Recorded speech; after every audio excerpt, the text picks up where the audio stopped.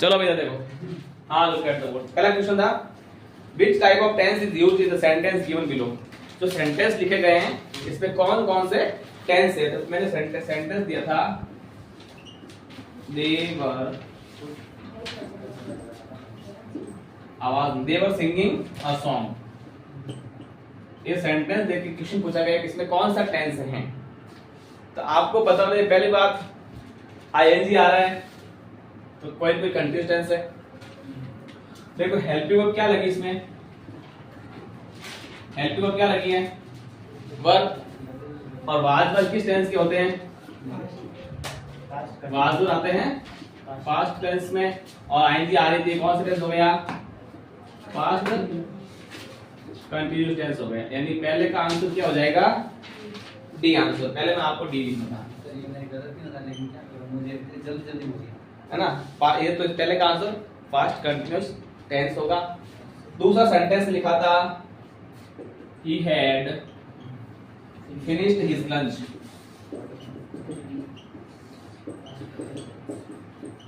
he had finished his lunch। अब देखो had third form, had plus verb की third form आ गई है। Third form, had third form आया, थर्ड फॉर्म आया तो मतलब क्या हो गया, परफेक्ट टेंस है। had का थर्ड फॉर्म आते ही परफेक्ट टेंस हो गया। लेकिन had से क्या चला पास्ट परफेक्ट है, और प्रेजेंट होता तो हैज या थर्ड फॉर्म आता है। लेकिन यहाँ हैड थर्ड फॉर्म किसको शो करता है, पास्ट परफेक्ट को शो करता है।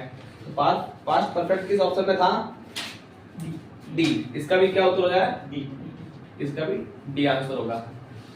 तीसरा सेंटेंस तीसरा है fill the blanks with correct form of the verb given in brackets.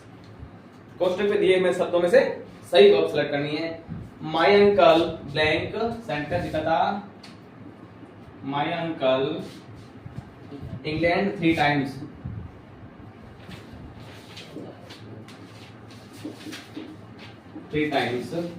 और पोस्ट में वर्ब दी हुई विजिट।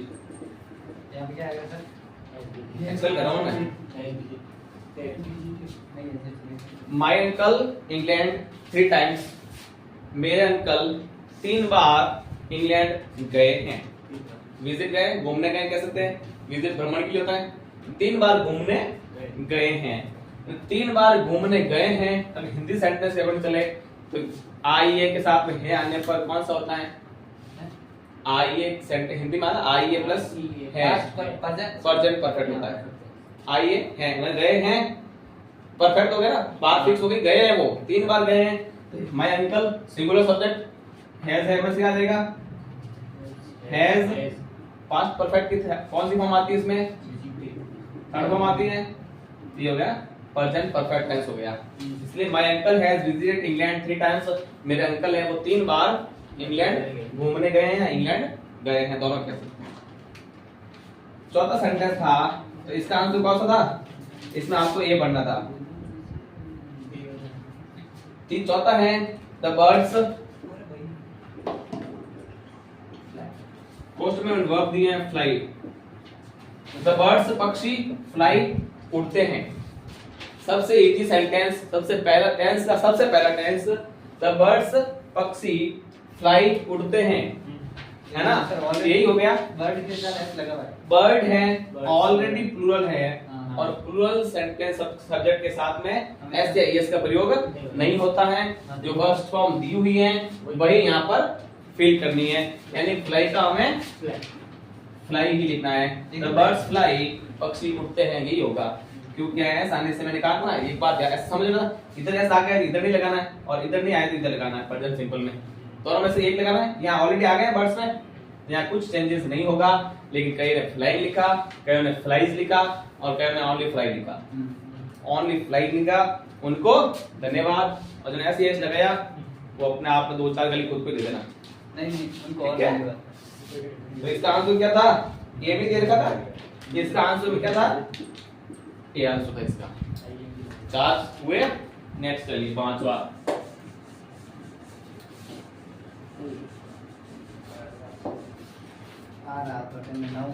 हाँ 5th क्वेश्चन है। अब 5th में काफी गलतियां की आप लोगों ने। 5th क्वेश्चन था दे टीवी नाउ गलती कर दी और वर्ब है वॉच। मैंने इतना सेंटेंस, हर टेंस में सेंटेंस लिखा है, फिर भी गलत किया। देखो ये नाउ किस टेंस को शो करता है गोपाल से, इसमें आपकी भी गलती है। मैं तो कह रहा हूं मैं है ना? मैं आपने अब इतना तो सोचो कि नाउ किस टेंस में आता है, किस टेंस की एडवर्ब है? प्रेजेंट कंटिन्यूअस एडवर्ब में लिखाई थी, सेंटेंस प्रयोग करके बताया था कैसे होता है, उसके बावजूद आप भूल गए कि नाउ है। दूसरा नाउ अगर आपको कंफ्यूजन है ना, हिंदी में नहीं समझ लो। सर आप एक्चुअली ये पास्ट में भी आता है नाउ। कैसे बात यूज करोगे? नहीं आता है, मैंने कहीं पढ़ा है, इसीलिए मैं उसके हिसाब से वर्क कर दिया मैंने। ये है ना प्रेजेंट सिंपल। नाउ यार प्रेजेंट पर्सन की बात करता है तो एट पर्सन की बात है। नाउ आने पर क्या हो जाएगा? कौन सा टेंस होता है, किस टेंस करती है? प्रेजेंट कंटीन्यूअस की होती है ना, यानी कि इज आर एम आईएनजी क्या होता है? Is are am plus verb की आईएनजी फॉर्म। दे के साथ क्या लगेगा? दे के साथ लगेगा आर, और वॉच की ING form watching. They are watching TV now. तो इसमें आपको भरना था बी आंसर, लेकिन कईयों ने भरा है बी को उल्टा कर दिया है। हाँ उसको जल्दबाजी कर दिया होगा। हां सर मैंने सब सीधे लो। अब ये सेंटेंस मैंने लिखाया था छठा, फिर भी गलत हो रहे हैं। We never her before, first to verb थी मी। सर क्यों बताऊं मैं? अब इसका मैं बताऊं एक बार। बिफोर आता ना तो पहले वन की थर्ड फॉर्म को यूज कर देना चाहिए। ये पास्ट परफेक्ट टेंस का सूत्र है, और यहाँ पे हैड नेवर मेट आएगा। सही है, लेकिन ऐसा ऑप्शन मैंने बनाया नहीं, तो बनाया नहीं, यहाँ तो बनाया नहीं। हैड मेट नेवर बनाया। तो क्या हुआ? यहाँ पे हैड नेवर मेट भी बनाया हुआ है, नेवर हैव मेट भी बनाया हुआ है। हेड वाला पास्ट परफेक्ट कैसे बनाओगे? हेड के हेड वाला बनता है, पास्ट परफेक्ट का एक ही एग्जांपल है। हाँ तो ये लिखा ना हमने सर। सी मानोगे आंसर इसका? नहीं सर, नहीं सर। हाँ, आप ये इसका आंसर होगा। हाँ तो मैं बता रहा हूँ। मैंने गलत थोड़ी बताया, मैंने तो भी एक्सप्लेन किया है सर। आपने पास्ट परफेक्ट बोला, ये प्रेजेंट परफेक्ट का सेंटेंस है। आपने बोला क्या पास्ट परफेक्ट, सॉरी सर, जबकि प्रेजेंट परफेक्ट है, इसलिए मैं वापस कर रहा हूँ। एक्सप्लेन आपने किया मानता हूँ, लेकिन वो भी बोलो कैसे किया, पूरा चेंज ही कर दिया ना, इसलिए बता रहा हूँ मैं। ये है बिफोर है वो प्रेजेंट परफेक्ट के लिए आया है। प्रेजेंट परफेक्ट आने पर हम जो है वो हेड प्लस थर्ड को पहले लगाएंगे ना। पहले सब्जेक्ट की बात निकाल जाएगी, सब्जेक्ट के बाद में क्या आ जाएगी? Helping verb, present perfect tense before. इससे होता है इसका subject has have plus verb की third form plus object plus other, ये ऐसा स्ट्रक्चर होता है। सब्जेक्ट बी हो गया तो इसका बनेगा क्या? हैज से पहले आएगा, बी के साथ लग जाएगा हैव, और मैंने बताया नेगेटिव सेंटेंस होता है, नेवर कभी नहीं, तो नेवर पहले आ जाएगा, और मीट की third form met. Have never met किसमें है? ए में। इसका आंसर बना था आपको ए, लेकिन अभी भी कुछ ना शायद आपने डी लिखा है, बी सी या डी लिखा है? सी लिखा ना? हाँ हैड मेट नेवर नहीं होता है, आपको कोई बात नहीं पता। इसका सुधार मत करो आप यार, क्या कर रहे हो ये? फिर घर जाके बताओ सर सही है मेरा। हाँ सर ऐसे नहीं सर, इल्जाम लगा दो मेरे ऊपर। तो सर अभी क्या था पढ़ने के आप नहीं इसमें आप वहां पास में लिख दो आंसर, उस पर टिक कर दो, मेरा आंसर ये होना चाहिए, इसमें सुधार मत करो ना, इसी में काम मत करो। मैं आपको चारों पेपर आएगा ना, और ओवरऑल मिला के आपकी मार्किंग करूंगा मैं। इसको बोलो इसके पापा को ना कहता। नहीं कोई बात नहीं, कहो ना, दिक्कत कहां है, मैं आपको जवाब देने के लिए, वो दिक्कत नहीं है, I can handle very well. चलिए 6th question 7th। I in this school for 3 years। 4 आता तो प्रेजेंट परफेक्ट कंटिन्यूअस टेंस है, ऑब्वियसली सही है। इसमें आपको आप एग्जांपल में ऑप्शन आप लिखोगे हैड बीन, सॉरी वो पास्ट में है, हां हैड बीन तो भी सही माना जाएगा। हां अगर मैं पढ़ा रहा था ऑप्शन में दोनों आएगा तो दोनों सही कर सकते हैं आप, दोनों सही माना जाएगा आपका, लेकिन ऑप्शन में हमेशा ऐसा आएगा कि एक ही आंसर दिया होगा। ठीक है ना? एकदम पता है, मैंने खुद बनाया ना, मैंने आपसे ऑप्शन सोचा, मैंने कहा कि मैं दोनों डाल दूंगा तो दोनों ऑप्शन सही होंगे, तो मैंने एक ही डाला इसको। तो पहला देखिए, I in this school for 3 years, और वर्ब इसकी टीच। अब देखो सिंस और फॉर शो करते हैं परफेक्ट कंटीन्यूअस को, है ना? सिंस और फॉर लेकिन एग्जांपल इसका पहला I am teaching perfect continuous में हैज है और कैसे ये कौन सा टेंस हो गया प्रेजेंट परफेक्ट कंटीन्यूअस है ना। आई सब्जेक्ट हो जाएगा इन this school for 3 years. 3 years क्या है period of time, period of time के साथ आता है हैव बीन और आता है और आता है आई के साथ हैव बीन आई का लगेगा है ना आई भी यूज दे प्लूरल के साथ हैव लगता है। तो इसमें आपको लिखना है आई के साथ हैव बीन टीचिंग, आई के साथ आएगा have been teaching. Have teaching तो होगा नहीं क्योंकि परफेक्ट है तो बीन तो लगाने बी की थर्ड फॉर्म हो जाएगी been. I have been teaching in this school for 3 years, मैं 3 साल से स्कूल में पढ़ा रहा हूं। ये किससे से गलत हो आप? सबके राइट गलत हो आपके क्यों? ऐसी चीज नहीं है सेल्स पढ़ा है सर मैं सर तुम्हारे भावनाओं को तेज बता रहे हैं। नहीं बिल्कुल नहीं, मैं आपको मॉडरेट कर आप पढ़ो। अब एक चीज में पूरा स्ट्रक्चर तो शो कर रहा हूं मैं एक्सप्लेन में वो भी आ रहा है स्ट्रक्चर क्या है। अब हैज कहां लगता है ही सीट नेम सिंगुलर के साथ, हैव लगता है आई वी द प्लूरल के साथ। ये चीज आपको पता होनी चाहिए। सर एक्चुअली ये 12th में ये टेंस नहीं पढ़ाते हैं लेकिन पढ़ाने नहीं चाहिए क्योंकि बच्चों को इतना जानना चाहिए। 11th और 12th को टेंस नहीं पढ़ाना। मेरे हिसाब से आपके अगर सिलेबस में ऑपोजिट दिया रखा है तो भी पढ़ाना चाहिए। नहीं ना वो अगर आप 12th पढ़ते हो आपके सिलेबस में ये चीज है, आपके बोर्ड में 2 नंबर का सवाल आता है, ये होना चाहिए, आपको टीचर को पढ़ाना चाहिए। हाँ सर आता है बस फाइनल जो चीज जो पूरे साल पढ़ने के बाद आप जहाँ निचोड़ निकाल रहे वहां तो आएगा तो बच्चा कहां से करेगा? हाँ? टेंस है भी 12th टेंस का तो फिर वो हेड भी Has नहीं सर। हेड भी टेंस नहीं थे तो 11th में 11th में है 10th में है 11th में थे। सरकारी 11th पढ़ाया ना अभी 10th पढ़ाया 9th पढ़ाया सरकारी में सरकारी में टेंस देता हो। और सरकार का मतलब ही कहता है सरक यार सरक यार बस। तो सरकार किसे कहते हैं जो सरकार चलाए। और सर हाँ चलिए अब नेक्स्ट अरे बस हमारे मोहनलाल सर बहुत अच्छे सर हैं। चलो कितने 7 हो गए। इसमें क्या आंसर लिखना था आपको 7 में बी लिखना है आपको। आई डोंट लाइक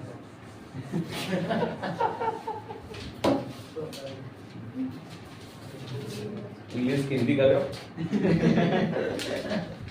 हाँ? चलिए थोड़ा डिफरेंट सवाल, यही पैटर्न जो टेंस के लिखा है ना एग्जाम में उसी पैटर्न में आपको पूछेगा सवाल। Which type of sentence is represented by the underlying part of each sentence?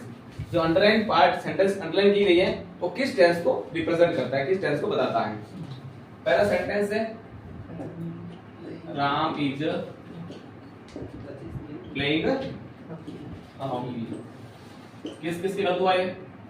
मेरे पूरा राइट है। मेरी राइट अंडरलाइन की हुई है इसमें हां is playing is playing। Present continue is are am ING present continuous tense होता है। Subject is are am ING, subject Ram is are am ING आ गया, ऑब्जेक्ट आ गया यानी कि प्रेजेंट कंटीन्यूअस टेंस। आंसर इसका होता है कौन सा? B answer B. फिर 9th है Hari had written a story.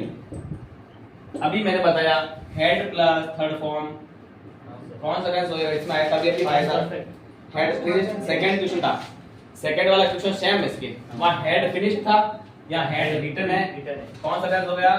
Past perfect tense. Past perfect tense. Tense सारे रिपीट हो रहे हैं एग्जाम में। टेस्ट का यही तो उद्देश्य, टेस्ट होता है इसके साथ रिपीट होता था पूरा, जिसमें आपको लिखना था पास्ट परफेक्ट किसमें? बी में सर। बी में, इसमें भी आपको बी बनना था। फिर 9th क्वेश्चन हो गया। 10th क्वेश्चन देखो, वी वेंट टू, सबसे easy sentence, we went to past simple tense Udaipur yesterday. Past आ रहे सर। हां सर ये वेंट आ रही है सेकंड फॉर्म आ। सेकंड फॉर्म एक ही टेंस में, पूरा टेंस हमने पूरा पढ़ा। सेकंड फॉर्म केवल एक टेंस में आती है। Second form sir. Second form एक टेंस में आती है। मेरे को ऐसा कोई टेंस देगा जिसमें दूसरी बार आई हो। Past simple tense past simple के अलावा कहीं नहीं आती। गो की सेकंड फॉर्म वेंट होती है और यस्टरडे आने पर भी पास्ट टेंस होता है। ये बनेगा पास्ट सिंपल। बस पास्ट सिंपल टेंस किस में देगा? ए में। इसका आंसर आपको ए पढ़ना था। सब राइट कर दो, नंबर लगाना 25। I shall buy a car।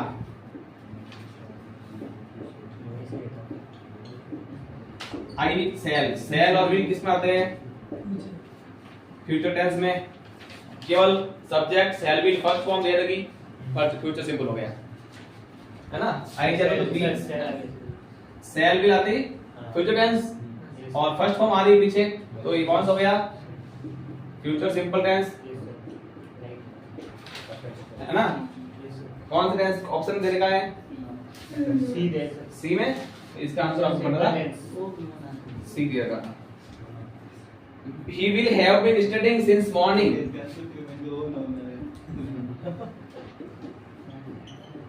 He will have been studying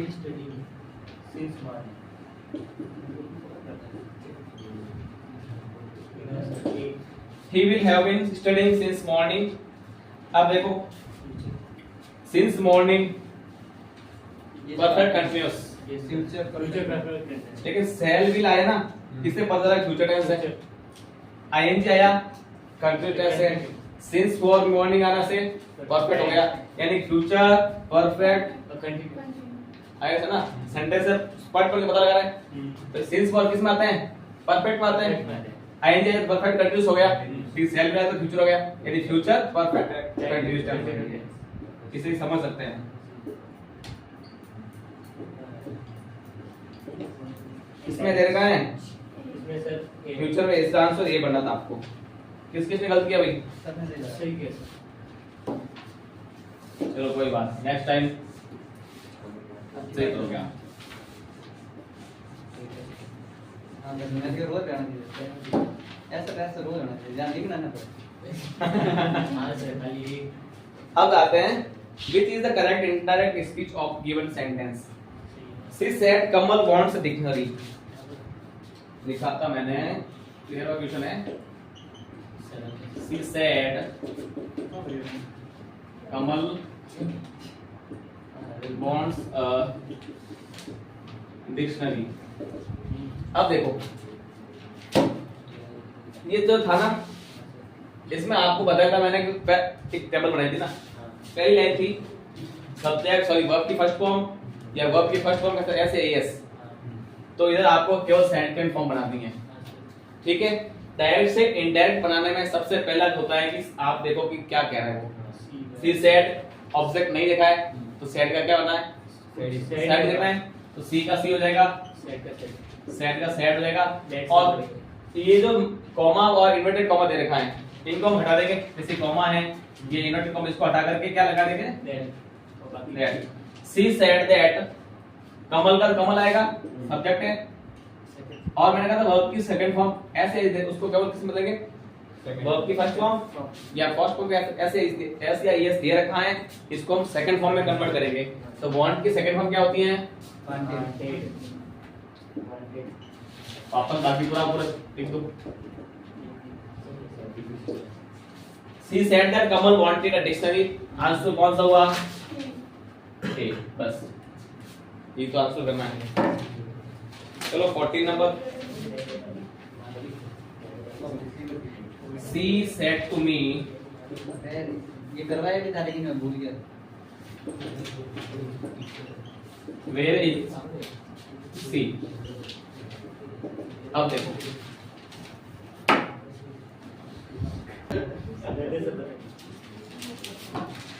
जाओ चॉइस विकल्प आपके पास। चलिए सेंटेंस है हमारा, she said to me where is she. अब देखो ये इंटरोगेटिव सेंटेंस है, look at the board Sangeeta. She said to me where is she, उसने मुझे कहा कि वो कहां है। तो इसमें देखो सेंटेंस कैसा है? इंटरोगेटिव। रिपोर्टेड स्पीच क्या है? इंटरोगेटिव है, तो सेड टू को किस में बदलेंगे? सेड सेकंड फॉर्म है ना, तो आस्क बनेगी। अगर से होगी तो आस्क लिखते, और ऑब्जेक्ट मी का मी। अब इसमें दैट कनेक्टिव वर्ड तो लगेगा नहीं, और मैंने कहा था इसमें हम क्या करते हैं कि जो इंटरोगेटिव मार्क होता है, प्रश्नवाची चिन्ह होता है ना, इसको हम हटा देते हैं और इस सेंटेंस को सिंपल सेंटेंस बना लेते हैं। साधारण नोट लगा के लिखा था कि सेंटेंस को साधारण वाक्य बना देते हैं। तो पहले क्या करेंगे? वेयर का वेयर लिखेंगे, और साधारण कब बनता है? जब सब्जेक्ट पहले आया और हेल्पिंग को बाद में आए। तो सब्जेक्ट क्या है सी और हेल्पिंग क्या है? इज बस ये लिखा था। इसका इस बदलेगा ना वेयर सी वाज टेस्ट देखो सर यहाँ मैंने गलती की लेकिन अभी सही हो रहा है। She said to me where she was, उसने मुझे पूछा कि वो कहां थी, है ना। पहले वर्जन में कि वो कहां है, जब आस लग गया तो बात बीत गई तो क्या हो जाएगा? वाज हो जाएगा। आंसर क्या है? ए ये आंसर ये में दे रखा है। हां वेयर सी वाज, ये पढ़ना था इसको। और 50 नंबर क्वेश्चन, ये तो सर यूनिवर्सल ट्रूथ है, ये तो नहीं करोगे। The son said God is everywhere. God is everywhere. दोनों आगे को दैट से जोड़ना और ये राइट है क्योंकि ये तो यूनिवर्सल ट्रूथ है। देखो इसमें आपको कोई चेंज नहीं करना था, आपको केवल यहाँ दैट तोड़ना है, बाकी पूरा सेम का सेम लिखना है। जैसे the Sant said that God is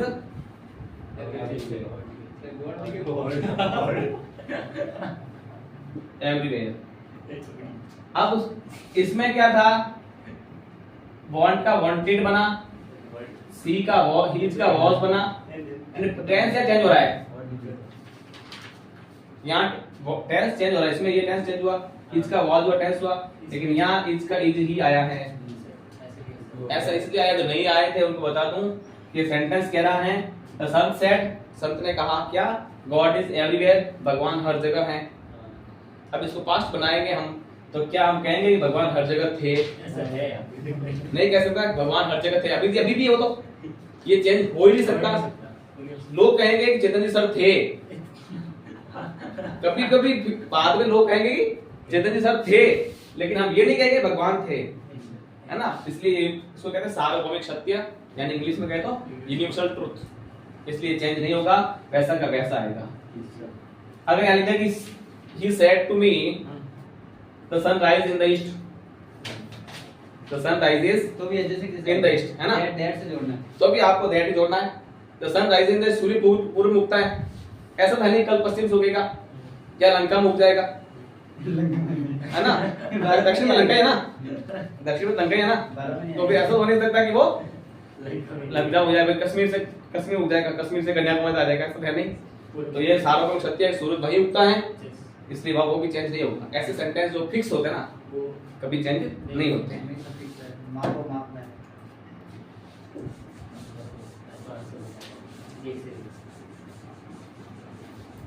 अब थोड़ा डिफरेंट कहते हैं इसको, मैंने पूछा भी था आपको, मैंने क्या याद रखना है, विच इज रिपोर्टेड स्पीच। अब रिपोर्टेड स्पीच पूछ रहा है,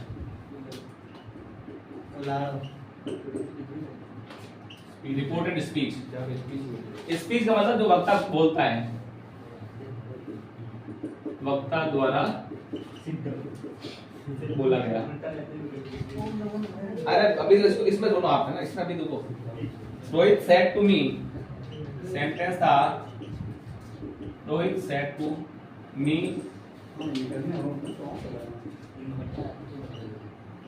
सिट डाउन देयर। अब देखो सेंटेंस लिखा, अब इसमें आपको बता दो, इसमें दो चीजें होती है,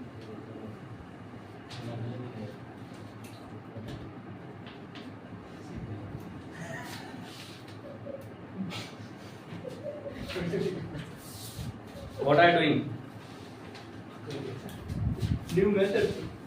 Look at the board.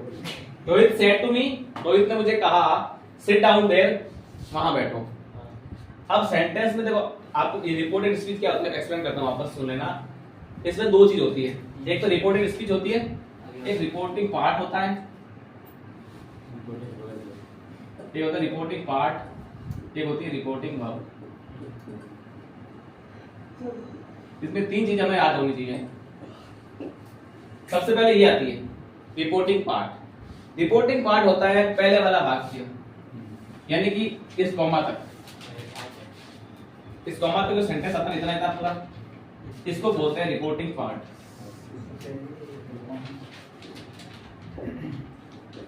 फिर दूसरी चीज है रिपोर्टिंग वर्ब, जो रिपोर्टिंग पार्ट में जो वर्ब दे रखी है इसको कहेंगे रिपोर्टिंग पावर, रिपोर्टिंग वर्ब। और जो पीछे बचा पूरा स्पीच है इन्वर्टेड कॉमा में अंदर वो होता है रिपोर्टेड स्पीच। अगला सवाल वर्ब का पूछा मैंने, इसमें स्पीच होता था, रिपोर्टेड स्पीच होता है वो इन्वर्टेड कॉमा में बंद होता है, ये कॉमा लगा हुआ इधर और इधर, स्पीच होगा कोई कॉमा बंद होगा, पार्ट होगा कॉमा के खुला रहेगा कॉमा के बाहर होगा, और इसकी जो मेन वर्ब होगी पार्ट की वो रिपोर्टिंग वर्ब कहलाएगी। ठीक है, इस ध्यान रखना। इसका रिपोर्टेड स्पीच कौन सा होगा, sit down there, inverted comma होगा ना वो रिपोर्टेड स्पीच होता है, इसी का यही आंसर होगा सिट डाउन देयर। कौन सा ऑप्शन दे रखा है, सी। अब दूसरा सेंटेंस में लिखा कि क्वेश्चन नंबर कौन सा हो गया 17 लिखो। 17 है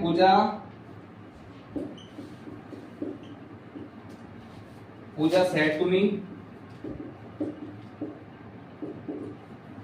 Radha is my sister।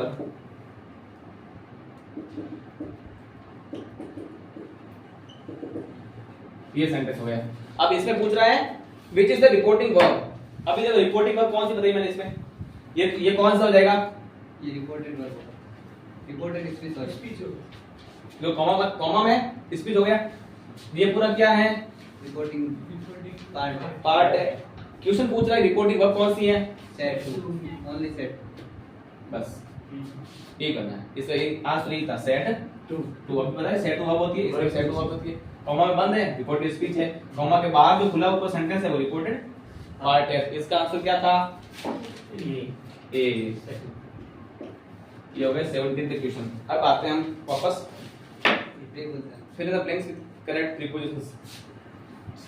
Preposition वो प्रीपोजिशन है वो गलत हवाले छोड़ दिया एक्चुअली जल्दी बात एक बार लगा ना कि जल्दबाजी गलत कर सकते, आप नेक्स्ट टाइम ध्यान से करोगे यार, बी केयरफुल है ना। नहीं सर वो पहला सवाल गलत कर जब राइट कर। 18 नंबर क्वेश्चन है the water came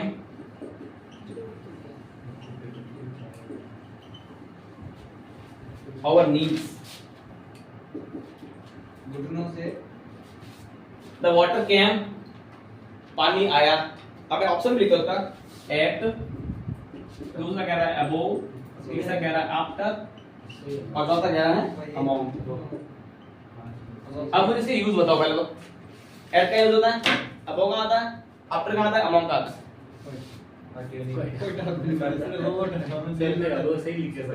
about right है बस आंसर तो above होगा, इसका पता है। का मतलब होता है सर at के लिए किसी जगह का नाम हो, या फिर किस है ना अलग अलग। इसका प्रयोग हमने पढ़ा था से ऊपर के अर्थ में, से ऊपर है ना। इसका प्रयोग हमने पढ़ा था से ऊपर, और आफ्टर का मतलब बाद में कि पानी का आया। द वाटर केम आवर नीज, हमारे घुटनों के बाद पानी आया, कि घुटने बाद में आए। अमोंग का मतलब किनारे किनारे सहारे सारे का अर्थ में मिल जाता। ये कह रहा है अब इसको मानेंगे the water came above our knees, पानी हमारे घुटनों से ऊपर आया था। इसमें हम आंसर क्या लिखेंगे, अबव लिखेंगे। ठीक है। 19वां they walked ये तो बहुत सिंपल है they walked slowly ये आपने लॉन्ग करवाया the road। हां जब लॉन्ग आता है ना आर पार क्या था किनारे किनारे का अर्थ आता है, किनारे। आर पार अक्रॉस होता है। हां सही है जब वो ब्रिज अक्रॉस द गंगा में वहां लिखा है ना अक्रॉस। सही है लॉन्ग सही है इसमें आंसर दे अप ऊपर, along, रोड के ऊपर से था आफ्टर या अबाउट। रोड के पास चल रहा ये देखो दे वॉक स्लोली, वो धीरे धीरे चले कहां पर, है किनारे, है ना, अलोंग द रोड के किनारे किनारे या सारे सारे कह सकते हैं ना, चले थे। 20 number she is the home. At हो गई तो एट वाला ऑप्शन द इसके एट, अंडर, ऑन और अप, ये चार ऑप्शन दिए थे। सी इज होम, अब बताया था कि स्थान है, घर क्या है, प्लेस, प्लेस के लिए क्या आता है एट, अंडर नीचे आएगा नहीं, घर के नीचे रहता है, ऐसा तो है नहीं। Up sorry on, on the table surface धरातल से ऊपर है नहीं, या अप हाइट जगह पर कुछ है नहीं, ऐसे चढ़ नहीं रहे घर में, है ना, एस चढ़े तो चढ़े का जवाब आएगा, इसलिए क्या आएगा एट होम, है ना, इस स्थान के लिए एट प्रयोग होता है। याद रखा करो तो भूल जाते हो, कुछ तो याद रखो। द बर्ड्स आर, ये सेंटेंस में लिखा है था,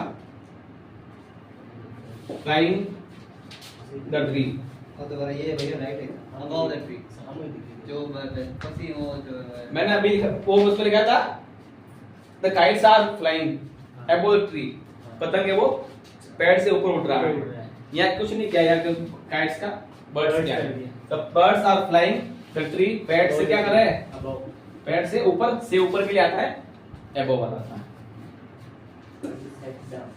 ध्यान से इजी तरीके से बता दी कि चीज अलग अलग है।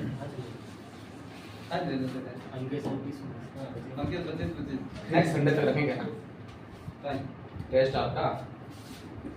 अब लिखो, क्वेश्चन नंबर 22 था हमारा, आई सैट डाउन। सर आप बोल रहे हो प्रश्न हमारे क्या है सर? अरे रुको सही,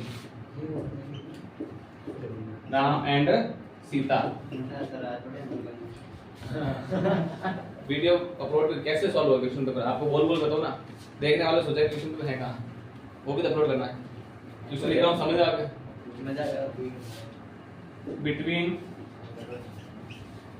ये तो बहुत Near- बिटवीन नहीं आएगा क्योंकि Ram and Sita Near- before and close. कभी कभी एक काम किया करो आप, जब भी आपके सामने ऑप्शन आता है ना, उसको देखा करो कि क्या जो चीज मैं लिखा हूँ, अभी हम क्या कर रहे हैं, क्या सॉल्व कर रहे हैं, प्रीपोजिशन। क्या नियर प्रीपोजिशन होता है कभी, नहीं ये ऑप्शन कर गया खाली। क्लोज होता है कभी, हां नहीं होता। दो ऑप्शन गए, हम उत्तर दो में से देना है, इसमें से या इसमें से। अब ये कह रहा है कि नियर, इसका मतलब क्या है, बिफोर का पहले। I sat down Ram and Sita, मैं राम सीता के पहले बैठ गया हैं?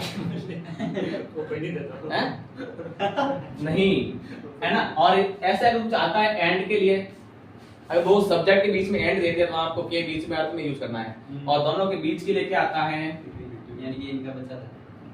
आई sat down between Ram and Sita, मैं राम और सीता के बीच में बैठ गया, और मैं लिखा था सी स्टूड, है ना, बिटवीन हर हस्बैंड एंड सन, अपने बेटे और पति के बीच में खड़ी है।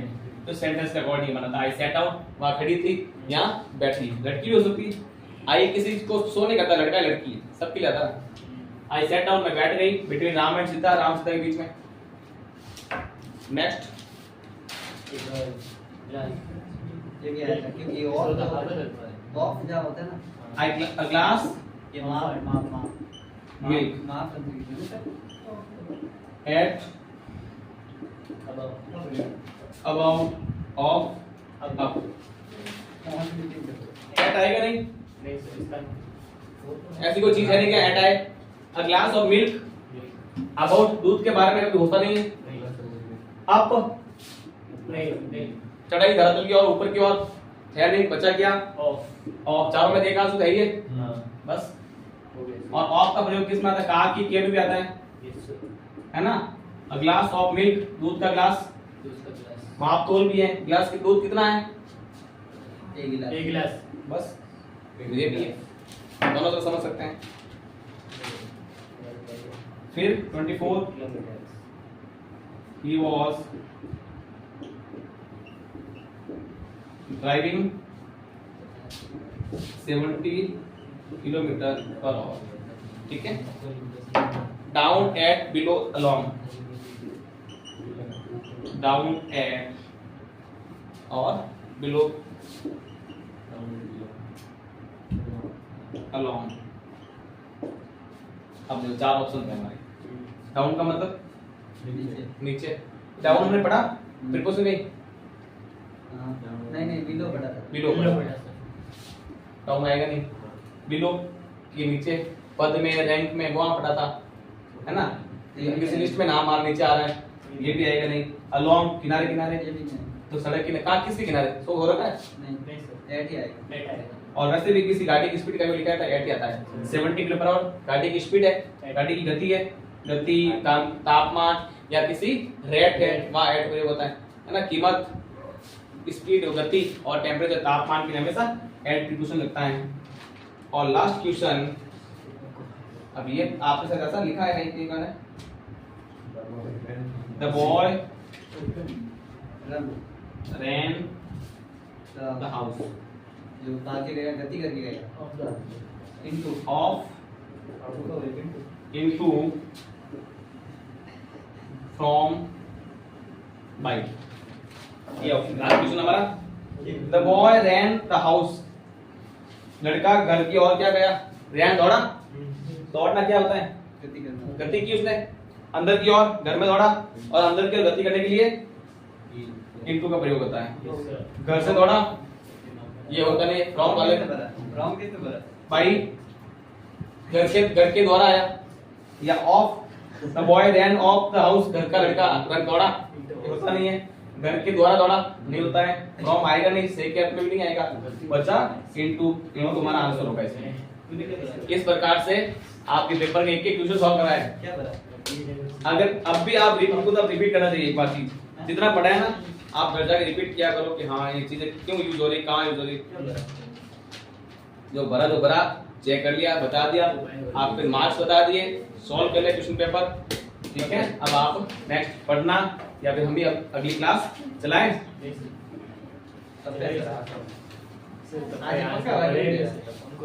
अरे आप कॉल करेंगे, ठीक है। तब तक के लिए कुछ है ना, बहुत यार कुछ सोच के आया तो सुनाना था, चलो याद नहीं आ रहा है, फिर कभी सुनाऊंगा, ठीक है। अब नेक्स्ट चर्चा कल क्लास में देखेंगे, तब तक के लिए हो जाए। अच्छा चलता हूँ। अच्छा आपको बर्थडे पर यही करना था।